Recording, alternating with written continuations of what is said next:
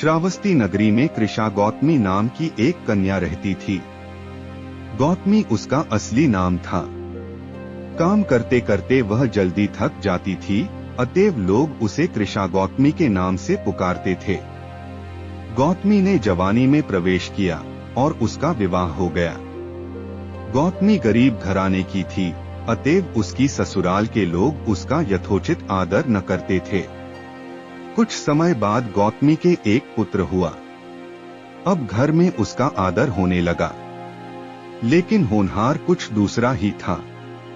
गौतमी का शिशु जब कुछ बड़ा हुआ और इधर उधर खेलने लायक हुआ तो विधाता ने उसे उठा लिया।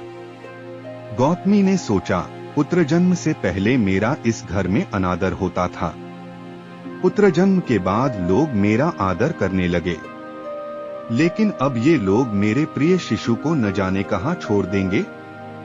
गौतमी अपने मृत पुत्र को गोद में ले उसके लिए घर घर दवा मांगती फिरने लगी।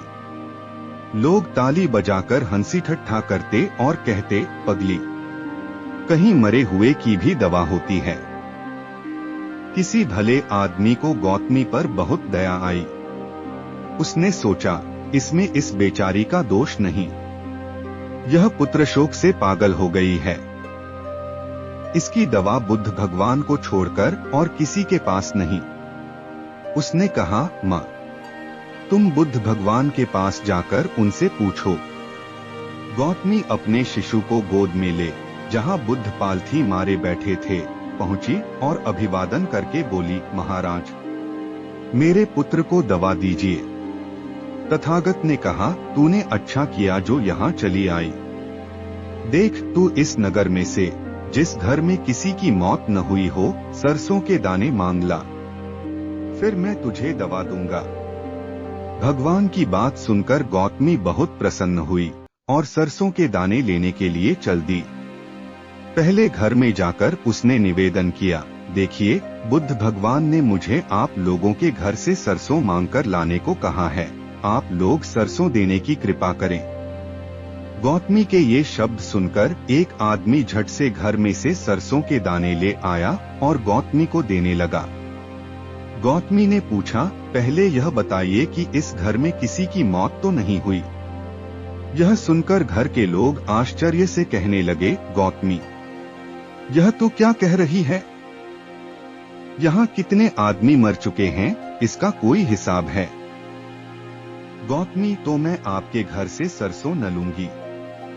गौतमी दूसरे घर गई। सब जगह उसे वही जवाब मिला। उसने समझा, शायद सारे नगर में यही बात हो। उसे एकदम ध्यान आया कि बुद्ध भगवान ने शायद जानबूझकर ही मुझे सरसों मांगने के लिए भेजा है। वह शीघ्र ही अपने मृत पुत्र को नगर के बाहर श्मशान में ले गई। उसे अपने हाथ में लेकर बोली, प्रिय पुत्र, मैंने समझा था शायद तुम ही अकेले मरने के लिए पैदा हुए हो, लेकिन अब मुझे मालूम हुआ कि मौत सबके लिए है।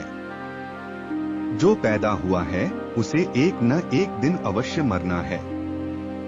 इतना कहकर अपने पुत्र को श्मशान में रख वहां से लौट आई। लौटकर गौतमी बुद्ध के पास गई।